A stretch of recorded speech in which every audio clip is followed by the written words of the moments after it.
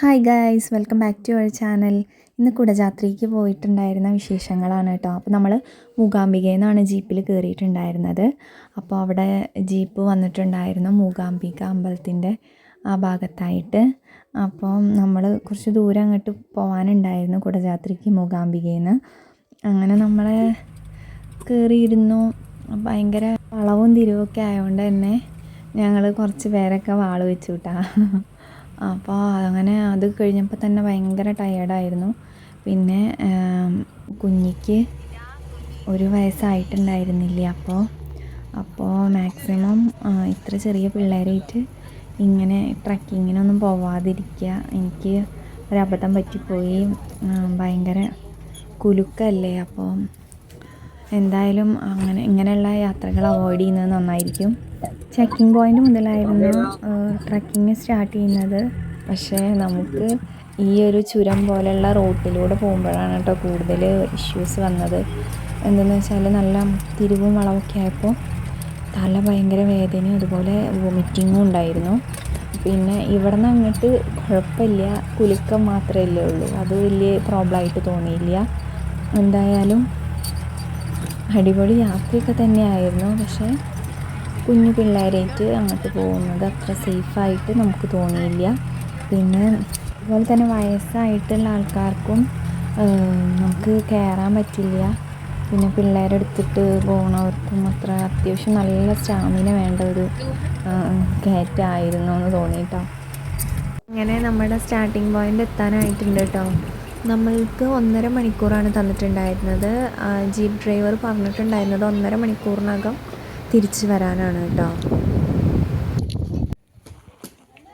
ഇതൊക്കെ ഓരോ അമ്പലങ്ങൾ പോലെയുള്ള സംഭവങ്ങളാണ്. അവിടെയൊക്കെ തൊഴുതിട്ട് നമുക്ക് അങ്ങോട്ട് പോവാം.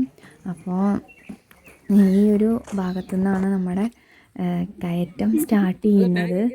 അപ്പോൾ ഈ ഒരു പോർഷനിൽ ഞാൻ അമ്മോട് പറയുന്നുണ്ട് ഞാനില്ല. അപ്പോൾ അമ്മ പറഞ്ഞു കുഴപ്പമില്ല, നീ വായു എങ്ങനെയൊക്കെ കയറാമെന്നൊക്കെ പറഞ്ഞിട്ട് കയറാൻ സ്റ്റാർട്ട് ചെയ്താണ്. കുക്കുവാണ് ഈ പോണത്. കുക്കൊക്കെ ആകെ ഛർദ്ദിച്ച് ആകെ ടയേർഡായിട്ട് ഇരിക്കുകയാണ് കേട്ടോ. അപ്പോൾ ഇതുവരെയാണ് ഞങ്ങൾ കയറിയത്. ഈ ഒരു ഭാഗത്ത് ഞങ്ങൾ സ്റ്റോപ്പായി. ഞങ്ങൾ പിന്നെ പോകുന്നില്ല എന്നുള്ള തീരുമാനത്തിലെത്തി.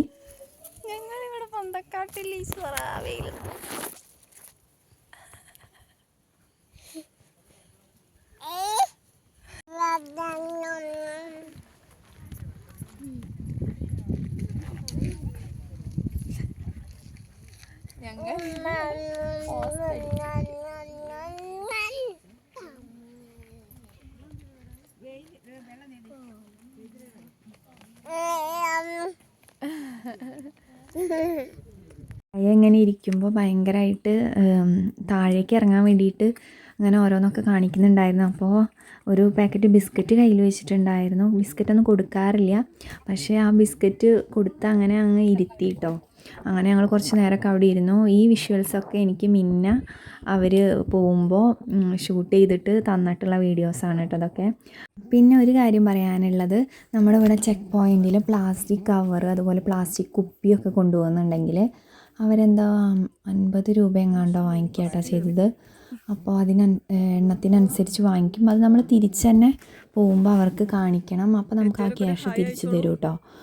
അപ്പോൾ അങ്ങനെ എന്തെങ്കിലും ഉണ്ടെങ്കിൽ അവർ മലിനമാക്കരുത്, പ്ലാസ്റ്റിക് നിരോധിത മേഖല പോലെ ചെയ്യുന്നൊരു സംഭവമാണ്. അപ്പോൾ അങ്ങനെ പ്ലാസ്റ്റിക് കവറും കുപ്പിയൊക്കെ കൊണ്ടുപോകുന്നവർക്ക് അവിടെ ഉപേക്ഷിക്കാഞ്ഞാൽ മതി, നമുക്ക് തിരിച്ചു കൊണ്ടുവരികയാണെങ്കിൽ ഓക്കെയാണ് കേട്ടോ. അങ്ങനെ ഒരു ശങ്കരക്ഷേത്രത്തിനടുത്ത് എത്തിയിട്ടുണ്ട് എന്നാണ് അവർ വീഡിയോ കാണിച്ച് പറഞ്ഞു തന്നത്. അതുപോലെ നമ്മളുടെ തറവാട്ടമ്പലത്തിൽ നിന്ന് നമ്മൾ വന്നതാണ് കേട്ടോ.